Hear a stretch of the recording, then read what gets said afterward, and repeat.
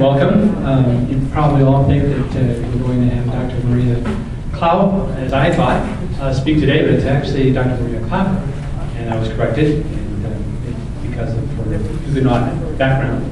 And only one of the many startling things, as you know from reading the bio, that was widely distributed when she was recently appointed to the board of directors of Microsoft.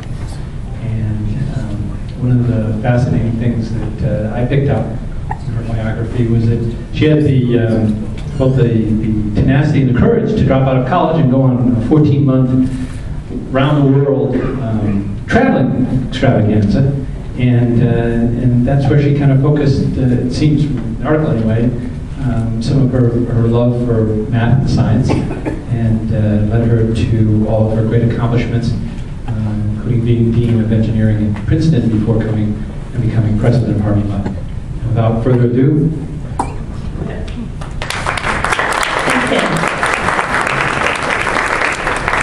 so first of all, let me say it's a great pleasure to be here with you. And I want to mention, just thinking about voting, I actually became a U.S. citizen on January 29th.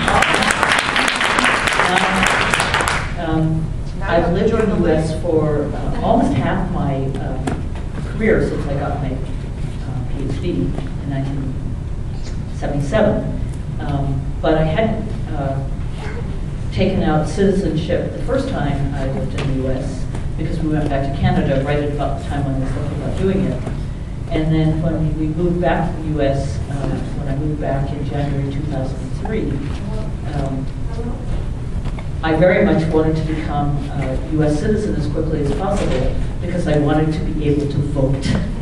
And so it took me, this is embarrassing, but it took me 3 years to get my green card as Dean of Engineering at Princeton. Clearly, there was something wrong with me. And then being married to a U.S. citizen, it takes another 3 years before you can apply for citizenship. And so I quickly applied for citizenship as soon as I was eligible with the goal of being able to vote in the election last November. And of course, as the way the world works, I got my interview the day after the election. So all I can say is it's a good thing the election turned out the way it did, otherwise I would have been in a very bad mood. So I'm going to talk to you a bit about gender and computer science. And I'm going to start by focusing on, I'm being present at MUD.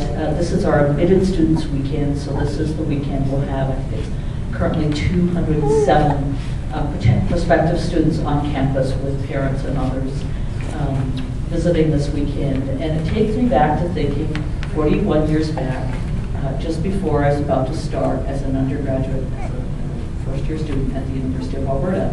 And I was thinking about, how are things different? Well, first of all, and I suspect since I don't think I'm the oldest person in the room, though I sometimes feel like it, when you spend so much time around young students, you can feel very old. But 41 years ago, it was really common for people to say, right out, girls can't do math or science. They just can't do it. Yeah, it's a biological thing. And back at that time, I was thinking about majoring in engineering, and I believe there are a total of about 400 undergraduates, and 3 were female at the university I was thinking of going to. And that was about normal.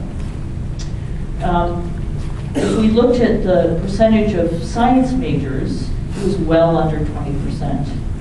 There were very few female doctors and lawyers. And there were very, very, very few female professors teaching science or engineering. And in fact, there weren't that many professors teaching anything that were female. So that's only 40 years ago. That's well within the lifetime of most of the people in this room. So what's it like today? Well, first of all, over 50% of undergraduates who major in science in the United States are female. Over 50, over half. About 50% of students in med school and in law school are female. 70%, 70, of vet school students are female. Who knew? But engineering is still down there. We've been, for about the last 15 years, we've been stuck at about 20% of engineering students are female. But it's also true that the percentage of women varies greatly by the particular discipline within science and also by the institution. So if you look at students majoring in biology, chemistry, and psychology, well over 50% are female. So it's about 60% of the biology students are female. Psychology, I think, is more like 65%, maybe even higher. What do you think the numbers are like for mathematics and statistics?